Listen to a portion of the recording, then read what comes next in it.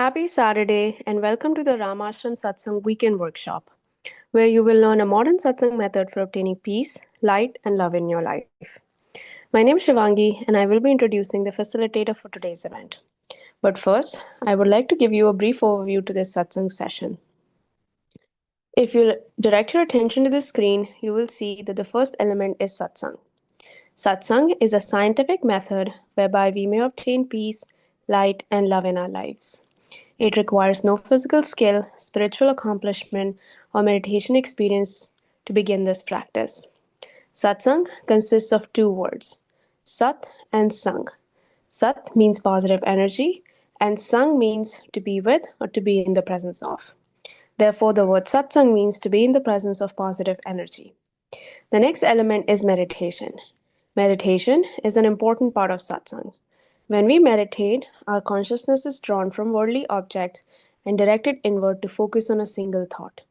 In doing so, our minds become calm and our thoughts become pure, leading us to higher states of consciousness such as enlightenment, peace, light, and love.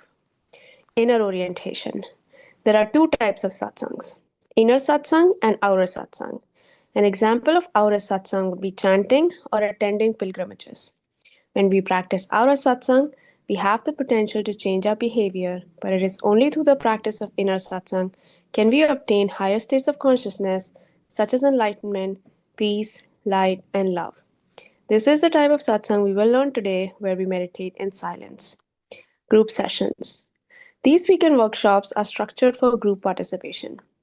When we meditate as a group, our focus is improved and our personal progress along our spiritual path is expedited. By regularly attending these weekend workshops, the benefits of group participation are amplified. Joy and inner happiness. All beings wish to experience joy. Joy is the eternal longing of the soul, but it is only through the practice of inner satsang can we obtain a joyous state. Each time we practice satsang, our inner happiness gradually increases, ultimately culminating in a state of joy that we experience 24 hours a day, 7 days a week. Next, the agenda for today's session consists of three parts, the informative session, the practice session, and the interactive session. During the informative session, a lecture will be given about a satsang topic, our founder, or some relevant spiritual topic. During the practice session, instructions on how to meditate will be given, followed by a brief period of practice. During the interactive session, you will have the opportunity to ask questions or there will be a panel discussion. And now, I would like to introduce the facilitator for today's event. He has over 40 years of satsang experience.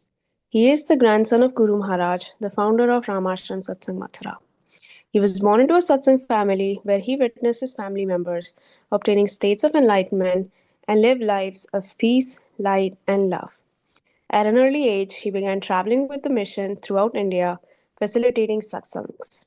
During that time, he witnessed the positive effects that satsang could have on mankind. Upon arriving in the United States, both he and his wife continued to facilitate satsangs for local satsangis.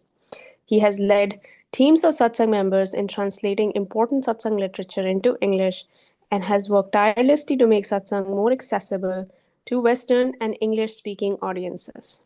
He currently travels throughout the United States, India, and England, facilitating satsangs while maintaining his duties as a husband, a father, and an IT executive. Today, he will teach us a rare and ancient form of satsang as taught by our Guru Maharaj. Please join me in welcoming Mr. Sanjeev Kumarji and his daughter Parul.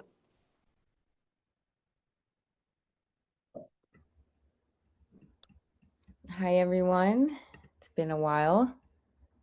So my dad is hosting the Jaipur Bandara, which is the big Indian satsang where they do 3 days every year of 5 sessions of meditation. So he's going to be focusing on that. So I will start with our topic, lead us into meditation, and then I have a bonus topic for afterwards, just because it's been so long since I've been here. And yeah, so let's get into it. And thank you guys for coming. So the topic for today that has been on my mind is the higher power's will, not my own. And I've been thinking so much about how it's not about me or you, It's not about being one or an individual. It's about being one with all. How do we connect with all if we've disconnected from individuals here in unhealthy ways? And that's what got me thinking about today's topic. How can we be focused on one divine energy if we're also focused on the things that are happening in our lives, the things we feel about other people, when we're supposed to be a unit? We're supposed to be in unity and wholeness and peace.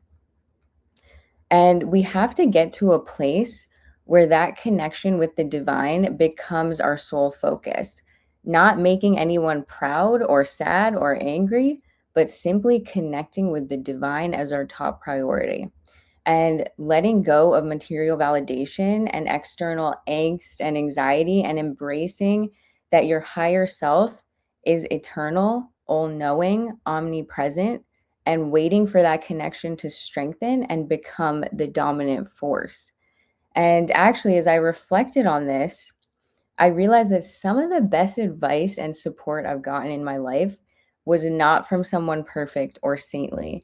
It was from the person who people judge the most, the person who had it hard in life or went through harder things than most. And they see their spirit alive and their inner child alive. They have more life experience so they can help people. And they do it from a place of not ego, but genuinely just, I've been through this and I want to help you. And that's how I got through it. And I realized that there's a lightness about letting go, a humility about knowing that life is hard, but will also continue and that phases pass. And we make decisions and we make mistakes and we have balance between knowing that the realm of the spirit is realer than the realm of the world. But we also know that we will live our lives in the world and have relationships and have things go good and bad and have things go horribly wrong. But it's the horribly wrong that teaches you the most. It shapes you, it molds you, it brings you back to the divine, it brings you back to God, guru, or whatever you choose to believe in.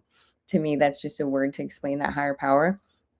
The things we so deeply judge about ourselves are the things that not only deepen our spiritual practice and bring us back to prayer, but it reminds us that we need to invite that higher presence into those moments of judgment, agony, pain, hopelessness, neglect, and ask that presence to guide us with care and love. Ask for our ego to dissolve, to be on the path that the divine wants for us instead of the path that we think we want. Ask for protection, for humility, to face our own darkness with grace, to go from one level of spiritual growth to the next, and to be able to handle the dark phases, chaotic phases, social phases, antisocial phases, the lighter phases, the busier phases, with equal contentment and peace, to be filled with certainty and light in all moments, not just happy ones, and the ability to share this strength and this light with others, with everyone and anyone we interact with. These are the things that God or Guru, or whatever you choose to believe in, wants for you. That while you're on this journey, you reach out for help and you brace yourself for whatever may come, but knowing that it's all for the good. When it comes to the spirit, every moment, every breath is a blessing, no matter what. And that's the true test of faith, to get to that mindset, that soul set, when you know that what's within matters most, the connection to that which is beyond you strengthens and solidifies.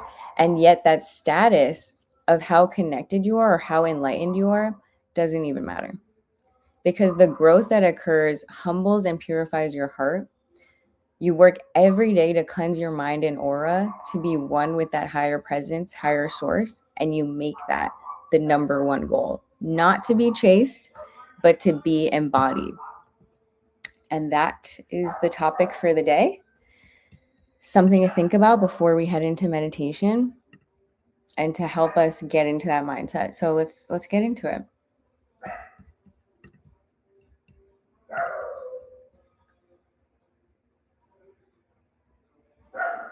Sorry about the dogs.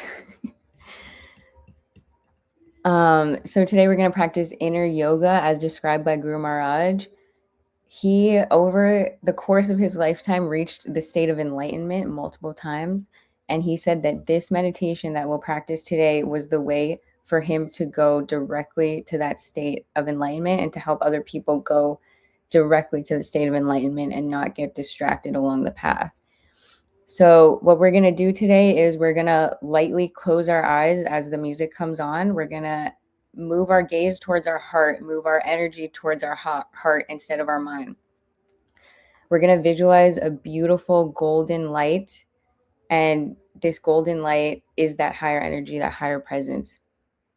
We're going to visualize that golden light. We're going to see that golden light coming into our heart space, immersing our entire being through the heart from head to toe, all the way into our aura, an energetic field. We're going to become completely one with this golden light. As the music tapers off, we're going to go into complete silence. So once you're one with this light, complete silence. The goal is even one moment of peace, no thoughts, no distractions. So once that silence comes on, if you feel your monkey mind start to go off, what you want to do is visualize the thoughts, detach from them, observe them, and see them as in almost like a golden river, just going out of your energy field, connecting back with the light, connecting back with silence. The goal is just to have no thoughts at all. But if you don't get there, it's fine. No forcing it. As the music comes back on, we'll have about 15 to 20 minutes of that, of complete silence. The music will come back on. This is your time to really embody that light. So bring the light back in, absorb that light. And then as the music tapers off, I have another topic for you guys, and then we can do our Q&A. All right, let's get started.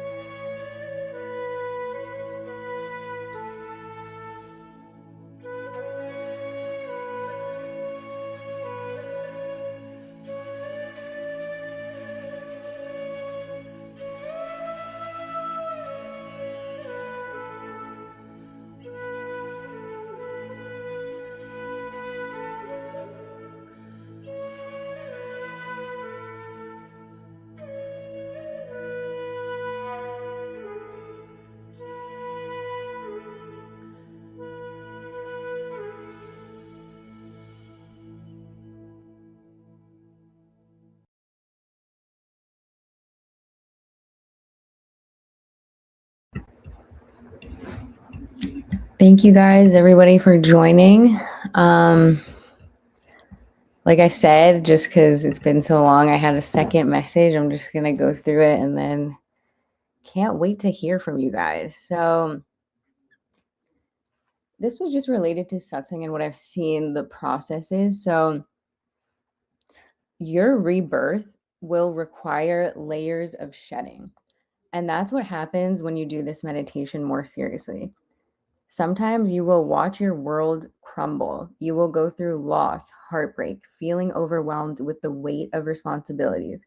And you will move through the process of detachment, all to come out on the other side, closer to your higher power and filled with positivity and light, not externally, but internally. But why do we have to go low to get even higher? Because through darkness and chaos, we reach a state where we are forced to commit more deeply to the one divine energy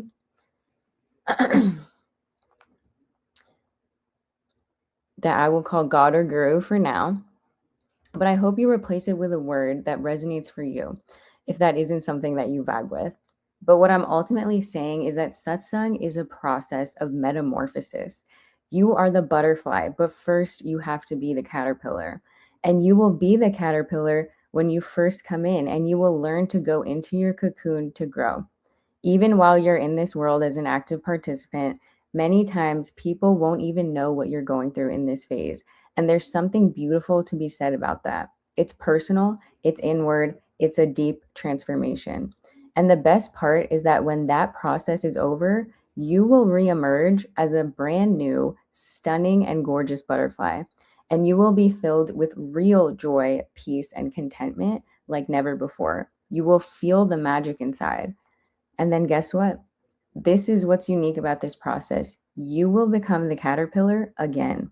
Just when you thought you made it to the other side and you found your pot of gold at the end of the rainbow, there will be another metamorphosis waiting for you, and another and another. And this process fills our hearts with humility, with empathy, with compassion, rather than ego, hierarchy, or greed, because we know that we are not above it or that we have reached some ultimate state, because there is always more for our human to learn to get to the soul's highest self. This process will humble your heart and keep your spirit young. Our hearts will stay grounded enough that we remember that we are forever students of this world. We are not here to feel like masters, but to be humble students of a power much greater than us. And that power wants to connect with us and knows much more than we could ever know in the limitations of our current vessels, these bodies. But what we get the privilege to go through but what we get is the privilege to go through this process until the end destination of enlightenment. And we get those small gifts along the way of becoming a butterfly, re-emerging as brand new people, brand new souls again and again. So yeah, that's my take today. Thank you guys so much for coming. It's so good to see you guys. Luz, AC, Onkar Uncle, Irvin Uncle, Shivangi, thank you so much for hosting. Sujitha V, Juan, thank you for hosting as usual. I think we have another Juan here. I see iPad, I don't know who that is. Kalissa, I don't think we met before. Biju, and Heather, these are new names, so I would love to hear from you guys. And Thuru, thank you. Thurudi, thank you for coming.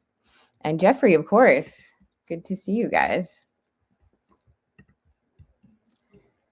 So now we can just open up the floor if you guys want to say anything or say hi.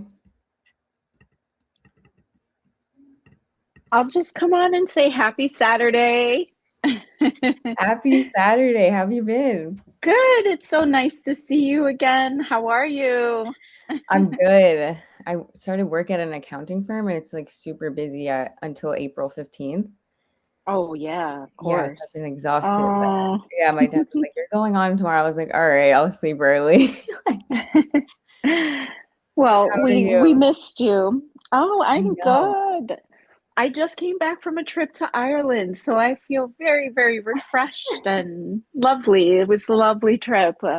Oh We my got to see a gosh. lot of the Irish countryside, which was beautiful, and Oh my all the God. animals and nature and rocks. It was cold, but it was I beautiful. was gonna say it must be freezing there. Yes, it's like Um, today. oh Actually, it was yeah, like it's been freezing yesterday. here. It's been Yeah, freezing here. I'm like, yeah. I think we got like 2 days where it was like 80 degrees and I was completely outside, and the next day I'm like puffer coat back on. Crazy So weather. yeah, it's But been crazy, but luckily you had a good view oh, we had a recently. great, it was beautiful. It was just lovely. Oh my Um, gosh, that's so good to hear. but I really liked your topics. And actually, your topic about the divine's will has been on my mind. And I liked everyone, there's always so many different perspectives. And I feel like I need to contemplate the perspective that you laid out, which is to, and I'm still like chewing on it because it's so like high level that I'm still like trying to understand. But usually like I'm sort of like, what is the divine's will? Like what is it? Like I want to know so that I can implement it. But I sometimes struggle with like figuring it out. But I think your approach, and you can correct me if I'm wrong, but it's more of like being one with all. So it's a different like focus, um, which I'm still So like processing. I feel like in the realm of the mind we figure out, right? And in the realm of the soul we let go. So we embrace uncertainty, but we have certainty that the right things are happening. So I feel like maybe like a couple years ago I used to be like really into manifestation, right? But that was like my will, right? If it was my will, then I'm going to manifest this, and this, and I'm going to co-create it with God and blah, blah, blah. But what if I let go of the reins? Like, what's going to happen? And so sometimes it's like when the soul is leading, it doesn't look like what you want it to look like, but you learn more or you become more spiritual or whatever it is without even realizing. And I think that's where we get caught up because sometimes we're like, we think we're okay with anything, but we're actually not. So there's like a level of uncertainty we have to be okay with. Like, what if I don't figure it out? It's a lot. It's a lot, but it's also like if I'm fully with God's will, and I'm just going to use that word, if I'm with God's will, Guru's will, then I'm okay with anything. I'm okay with staying right here. I'm okay with having to move. I'm okay with something going wrong. I'm okay. Like, I'm just going to bounce back because it's still a blessing. It's still, what's meant to happen. And there's kind of like a freedom in that too. Like, I let go. I'm okay with uncertainty. I'm okay with not knowing what's next. I'm okay with taking it step by step, minute by minute, and then recalibrating.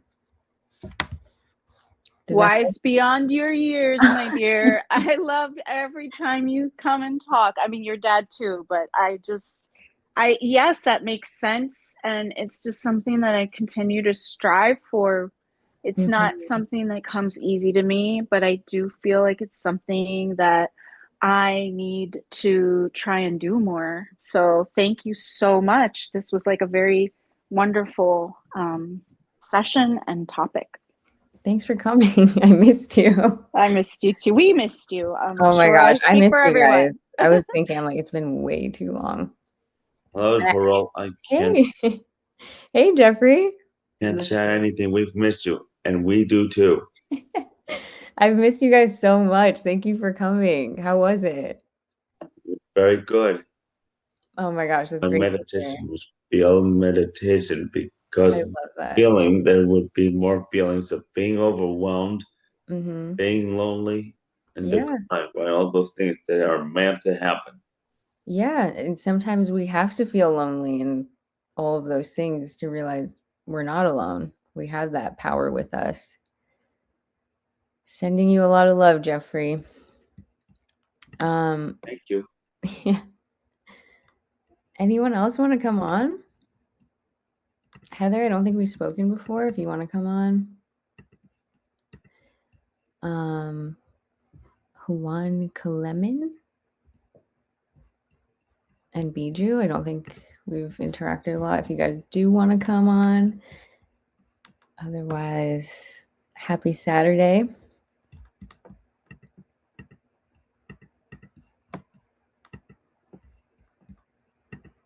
Everyone else is feeling quiet. Happy Saturday, and it is a great session as always, and I always look forward to these group sessions. I mentioned this in the group before. There's something special about these group sessions, and I Yeah, look it's forward the to this energy coming together. exactly, and I look forward to these sessions. Even though I meditate on a fairly regular basis, I absolutely look forward to the Saturday sessions. Thank you again. Yeah, that's amazing. Yeah, the personal commitment is also super important, but as a group, you just feel it more. So yeah, thank you for coming. Hi, I know it's the end of the session. Can I ask a question? Yeah, of course. This is the time. Okay, sorry about that. I just keep trying. I just keep trying. I don't understand. I hear the words. Yeah. Especially what you just said about uncertainty and letting go and being okay with your soul, with whatever happens. Like the lady before who went to Ireland. I don't grasp so much with who, what, or where is the supreme being or God, but I don't understand the suffering. I don't get it. You know, a lot of people struggle with that. Yeah. I don't get being okay with it. Yeah. I don't get my own suffering. Yeah. And the suffering of others. I don't, and I'm caught up in that. Yeah. Yeah. I mean, also the time we're living in is so. Yeah. I can't. It's like upheaval. It's turmoil, right? It's crazy. Which begs the question. Yeah. I don't know. I'm sorry. No, don't worry about it. I mean, these are like existential questions, right? Like, why do people go to spirituality? Because there is no answer for why are people going through suffering. But I think, you know, just along my journey and what I've seen is that when people are going through suffering, they get closer with a higher power, more likely. Even in my own life, when I'm busy, when I'm happy, I don't find as much time for meditation. I don't find as much time because I'm busy. I have to keep going. I have to, you know, get to my things. I'm tired, you know, all these things. And then it's like when you're forced into a corner, what do? When you're forced into loneliness, when you're forced into sometimes dark periods, being a human is like being in school, right? It's like we're in soul school. So the soul learns sometimes through these dark moments, but then that's why I was saying the whole metamorphosis. I don't know if that resonated with you, but sometimes these darkest moments on the other side, I feel more understanding. I feel more compassionate. I feel empathy for people around me. And, you know, just as an example, you know, take a classic stereotype, like a businessman who's had everything laid out for him, silver platter. What's most likely going to be their personality? Privileged and abrasive and arrogance, ego, greed. They don't care. They have so much money, they're looking for more. Why? They have it all. Because they think this world is going to answer their questions, right? They think that this world is going to give them more. They're going to get it easily. That's just what happens, right? And that's one personality. There could be another person who's super, super wealthy and everything, and they're internally wealthy too. Every kind of person exists. But just this condition I call being human, sometimes we have to go through darkness to be more empathic, compassionate, to look at our neighbor and want to help them. it's usually the people who actually don't have a lot that are willing to do that because they've been there. They've been in those shoes. And that's kind of the essence of spirituality. You know, I've been watching The Chosen on Prime Video, which is the story of Jesus too. So similar to what Guru Maharaj did, who started this, you know, who started Satsang.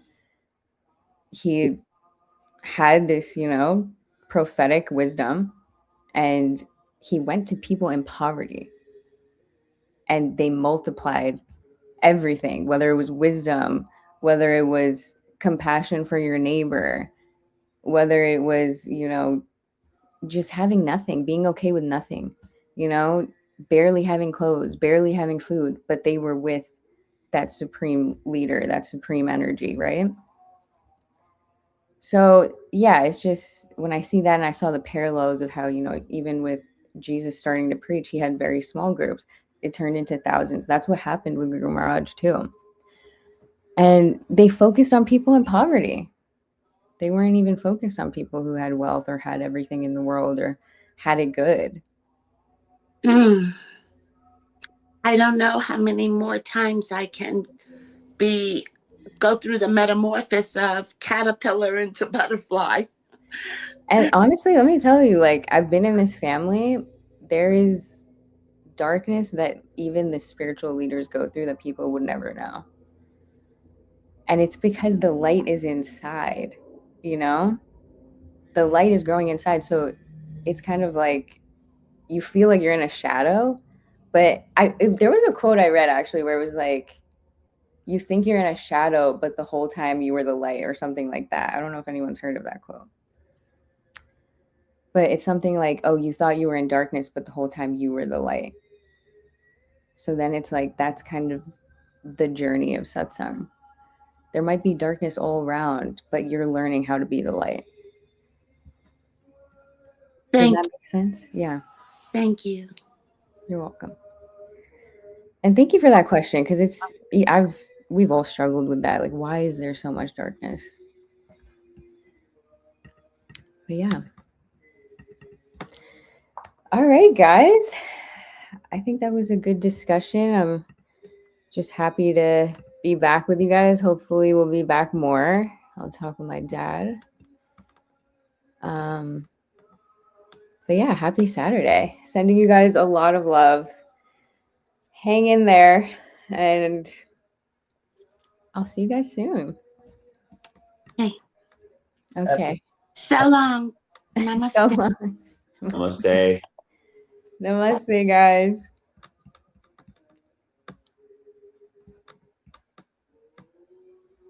Thank you so much.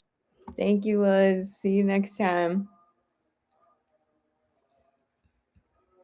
Thank you, Juan. Wouldn't be able to do this without you. All right. Take care, guys.